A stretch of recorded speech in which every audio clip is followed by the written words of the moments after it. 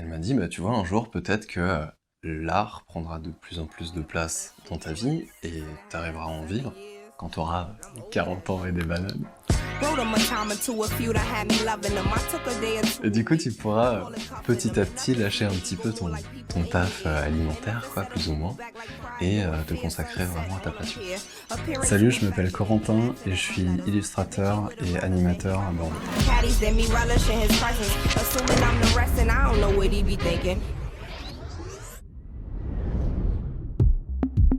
Au début, je dessinais beaucoup tout seul. Voilà, je m'amusais quoi, je barbouillais avec la peinture, c'était sympa. Et puis, quand j'ai eu, 8 ans, ma mère, elle me dit: «Bah, pourquoi tu prendrais pas des cours de peinture?»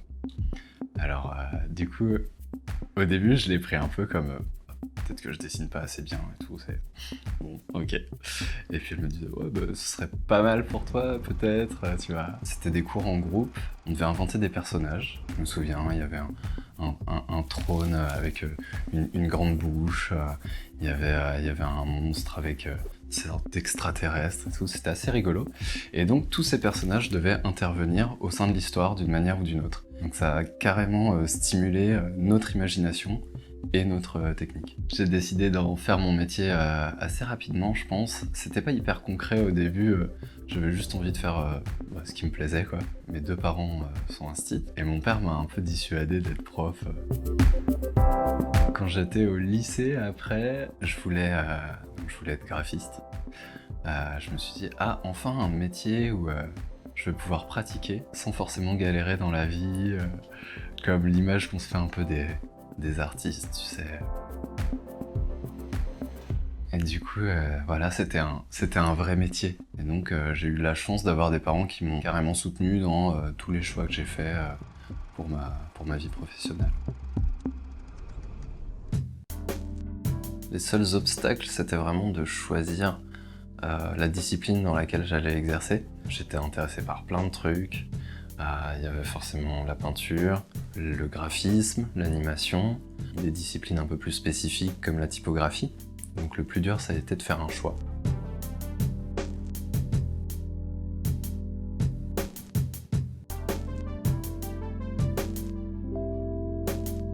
Les sacrifices, on les fait un petit peu après coup, quand on a décidé de se lancer.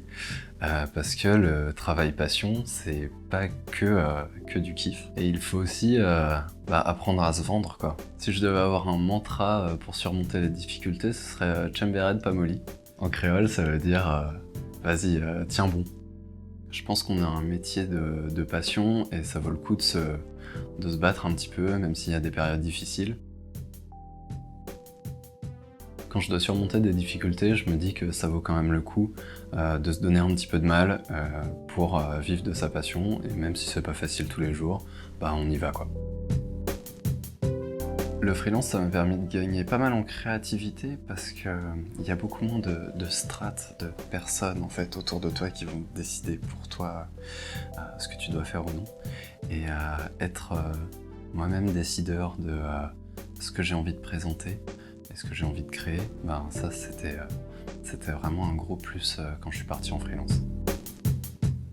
En 2018, il y a un projet qui a carrément changé ma vision de l'art. On était en binôme, un artiste numérique, donc à ce moment-là c'était ma partie, et on devait travailler donc avec une liste énorme d'artisans qui avaient des savoir-faire incroyables. Et en fait je suis tombé sur Brigitte qui faisait du vitrail. Et à ce moment-là, c'était vraiment exceptionnel. On a pensé à un projet tous les deux. C'était de faire une sorte de vitrail rétro-éclairé dans lequel viendraient se placer des petites animations. Le vitrail lui-même était neutre et toute la partie iconographique dans le vitrail, ça allait être de la projection. Ce qui était hyper intéressant, c'était la dimension musicale à laquelle je tenais beaucoup. Le vitrail allait s'animer en fonction de toutes ces variables, le rythme, les basses, les médiums, les aigus, tout ça.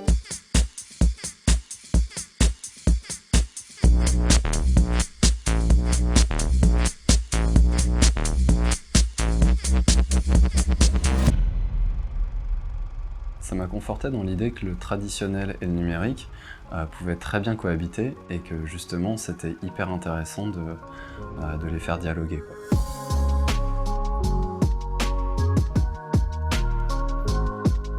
Je pense que ça fait à peu près 5 ans, donc depuis mes 23 ans, que ce que je fais, il y a une cohérence dans tout ça. Euh, Avant, j'ai bien entendu essayé de trouver mon style.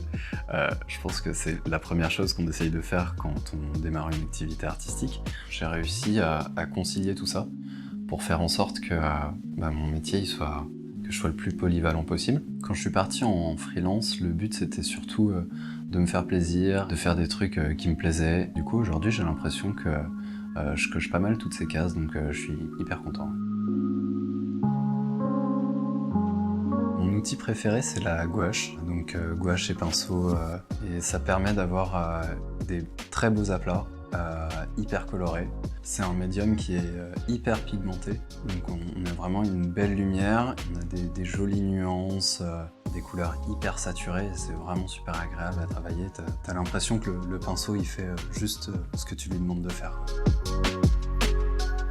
J'utilise des gammes couleurs hyper restreintes. J'essaye de tabler entre 3 et 6 couleurs. Je peux passer 1 ou 2 heures vraiment juste à chercher une gamme. Le fait de concilier nouvelles technologies et art traditionnel, c'est ce qui va me permettre un petit peu de me démarquer. En général, je m'amuse avec ces technologies-là à mettre en relation, à connecter mes illustrations avec de la musique.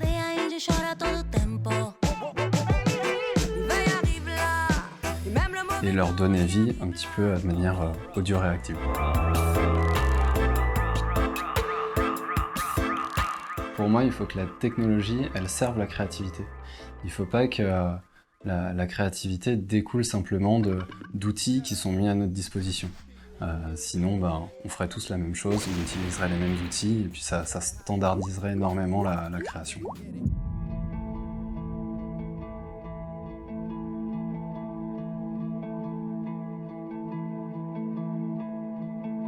Je pense que j'ai commencé à me trouver quand j'ai arrêté de chercher. Souvent, on essaye de mettre la charrue avant les bœufs, de se définir peut-être de manière un peu trop prématurée sa personnalité artistique. Dans mon art, j'essaye de transmettre un maximum toutes les cultures avec lesquelles j'ai grandi. La culture traditionnelle antillaise, le reggae, le dancehall, la dub, tous ces styles musicaux qui me sont hyper chers avec lesquels j'ai grandi.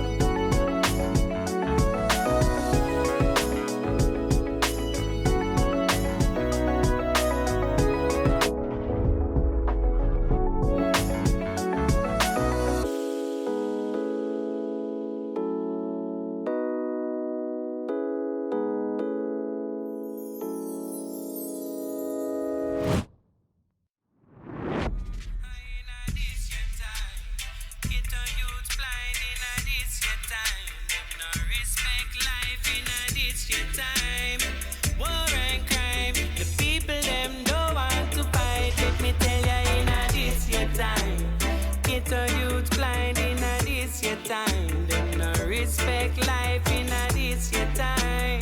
War and crime, the people them don't want. I don't wanna know why I put my heart on my sleeve and my soul I believe that for sure you deceive, so for sure I'ma leave. Bright as the stars, dark as the sky. Things change, I don't wanna know why. I put bright as the stars, dark as the sky. Things change, I don't wanna know why. I put bright as the stars, dark as the sky. Things change, I don't wanna know why.